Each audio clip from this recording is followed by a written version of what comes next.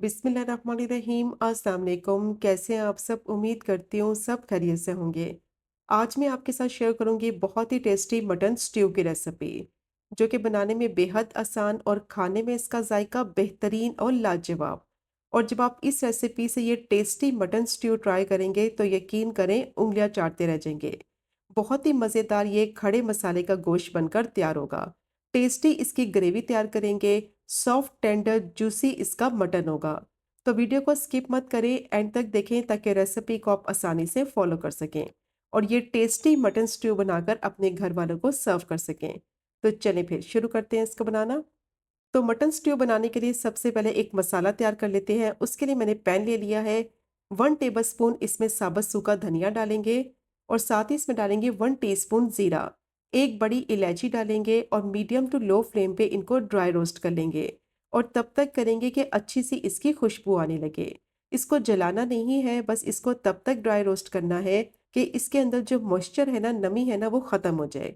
तो बस 2 से 3 मिनट के लिए इसको मैंने ड्राई रोस्ट कर लिया है। अब इसको प्लेट में निकालेंगे और अच्छी तरह से ठंडा कर लेंगे। ठंडा करने के बाद इसको मैंने दरदरा सा पीस लिया है और ये टेस्टी मसाला तैयार हो गया है, जो कि आगे जाके इस्तेमाल करेंगे।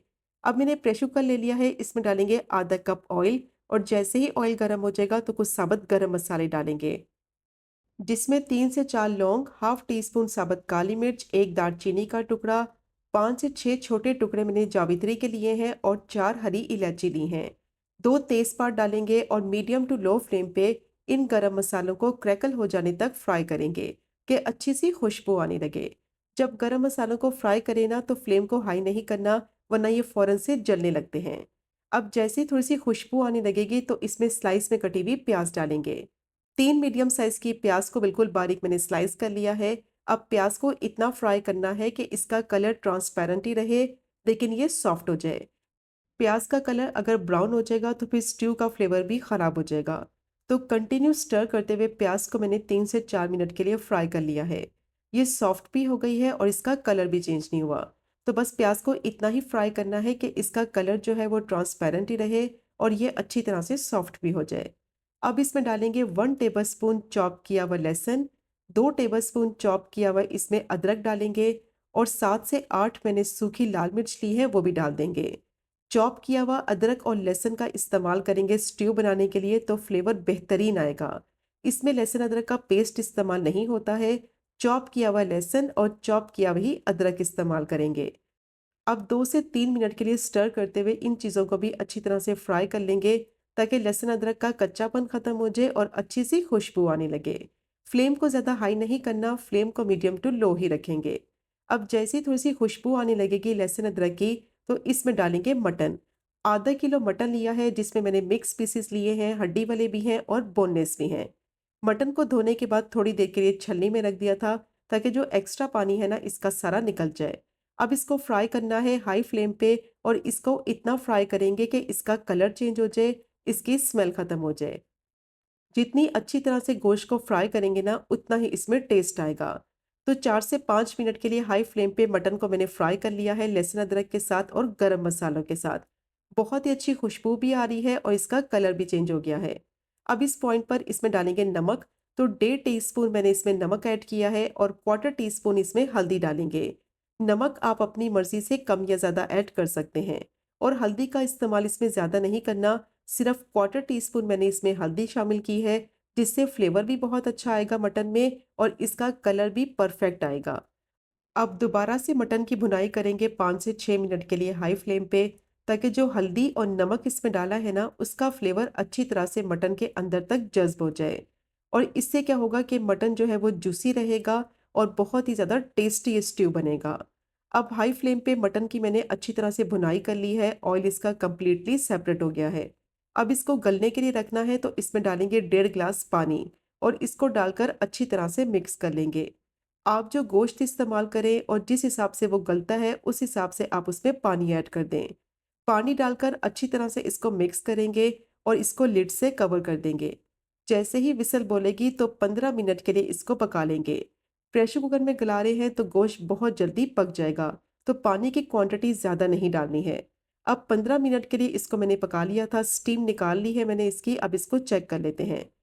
मटन बहुत अच्छी तरह से सॉफ्ट और टेंडर हो गया है। 1.5 गिलास मैंने इसमें पानी डाला था, वो भी देखें अच्छी तरह से खुश्क हो गया है। तो पानी की क्वांटिटी इसमें ज़्यादा नहीं डालनी है।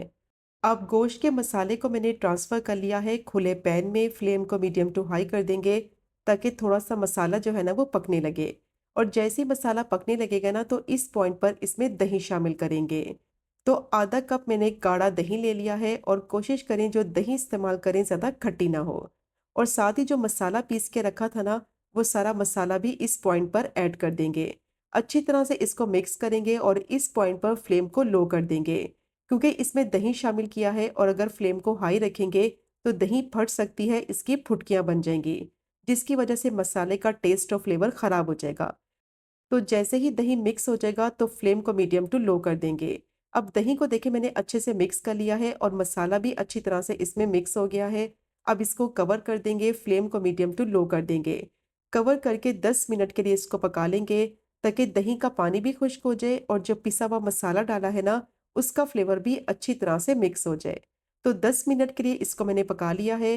पानी देखें दही का सारा खुश्क हो गया है, ऑयल इसका कंप्लीटली सेपरेट हो गया है। बहुत ही ज़बरदस्त खुशबू आ रही है और जब आप इसको ट्राई करेंगे ना तो यकीन करें उँगलियां चाटते रह जाएंगे। बहुत ही टेस्टी ये मटन स्ट्यू बनेगा।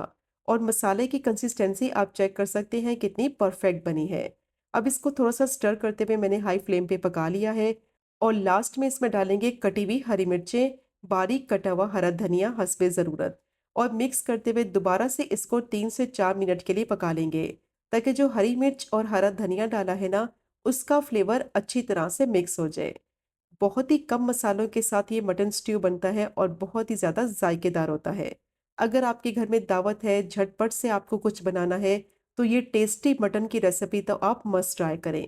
मेहमान आपकी बेहद तारीफ करेंगे और आपसे इसकी रेसिपी पूछेंगे। अब दोबारा से इसको मैंने 3 से 4 मिनट के लिए हाई फ्लेम पे पका लिया है। अब फ्लेम को बंद करेंगे और इसको सर्व करते हैं। तो ये चेक करें आप इसकी फाइनल लुक। परफेक्ट ये मटन स्ट्यू बनकर तैयार हुआ है। मस्ट ट्राई कीजिएगा ये टेस्टी रेसिपी को। और ग्रेवी की कंसिस्टेंसी आप चेक कर सकते हैं कितनी परफेक्ट बनी है। तो मस्ट ट्राई कीजिएगा ये टेस्टी खड़े मसाले के गोश्त की रेसिपी को, कि अगर आपने इसको एक दफ़ा बना लिया तो घर वाले बार बार इसकी फरमाइश करेंगे। और मटन में अभी आपको चेक कराती हूँ कि कितना सॉफ्ट, टेंडर और जूसी और नरम और मुलायम है। मस्ट ट्राई कीजिएगा ये टेस्टी रेसिपी को। अगर आपको आज की वीडियो पसंद आए, रेसिपी पसंद आए, चैनल को ज़रूर सब्सक्राइब करें, वीडियो को लाइक करें और शेयर करें।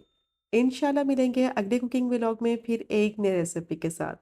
तब तक मुझे अपनी ख़ास दुआ में याद रखें। अल्लाह हाफ़िज़।